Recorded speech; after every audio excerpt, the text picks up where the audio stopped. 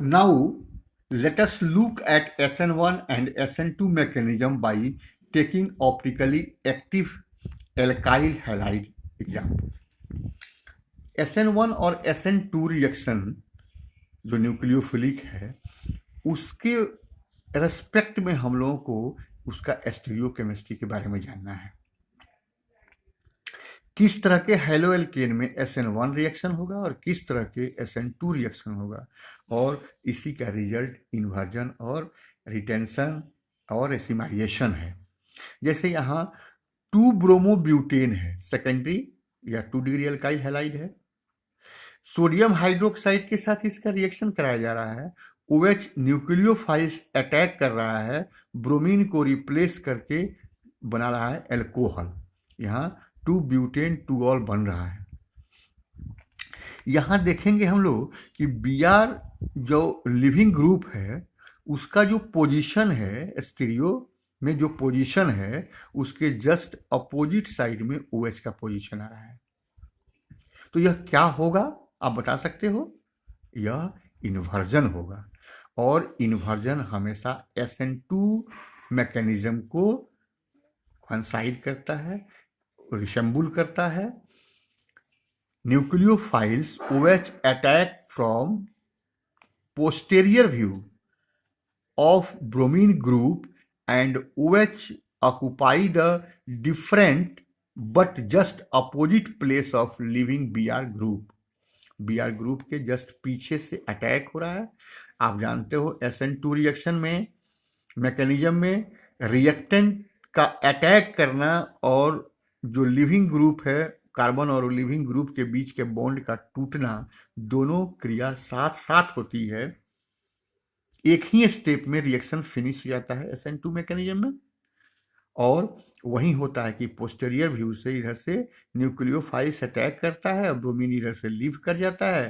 तो प्रोडक्ट तो हमारा बन गया, लेकिन उसका जो अरेंजमेंट है, उसका जो स्पेशल अरेंजमेंट है वह डिफरेंट प्रकार का है दोनों में।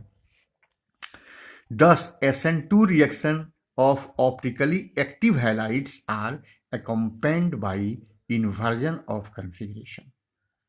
नेक्स्ट दूसरे एग्जाम्पल में देखेंगे हम, यहाँ 2 ब्रोमोब्यूटेन है।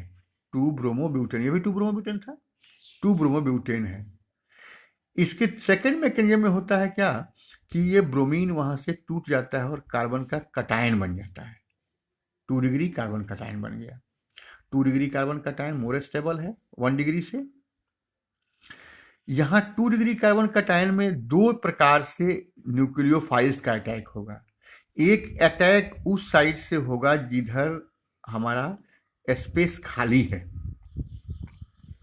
अगर उस साइड से होता है तो कार्बन और OH के बीच का जो बॉन्ड होगा वह ब्रोमीन के साइड पर ही होगा और वह रिटेंशन हो जाएगा, ब्यूटेन 2 ऑल। ये लिवो में हो गया क्योंकि एंटी क्लॉकवाइज डायरेक्शन में ये रोटेट किया है।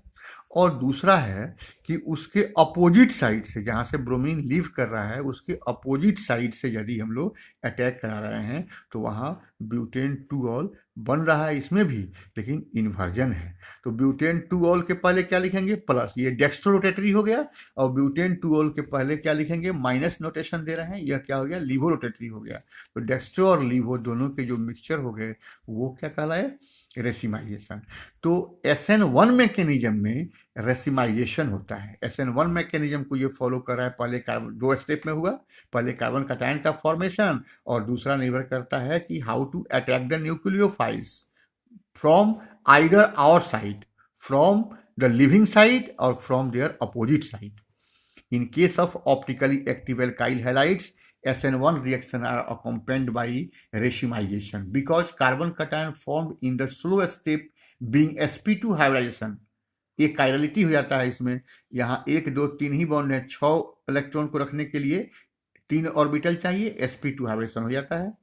The attack of nucleophiles may be from either our side, resulting in a mixture of 50% retention and 50% inversion, product which result formation of plus minus butane 2 all रैस्मिक product हो गया। अर्थात वैसे रैस्मिक product के पहले हम लोग ब्यूटेन प्लस माइनस ब्यूटेन 2 और लिखेंगे। अगर हम लोग यहाँ कोई कन्फिगरेशन नहीं लिखते हैं तो उसको लिख सकते हैं ब्यूटेन 2 ऑल में। ऐसे आप लिख सकते हो CH3 C2H5 यहाँ H, तो प्लस माइनस ब्यूटेन 2 ऑल।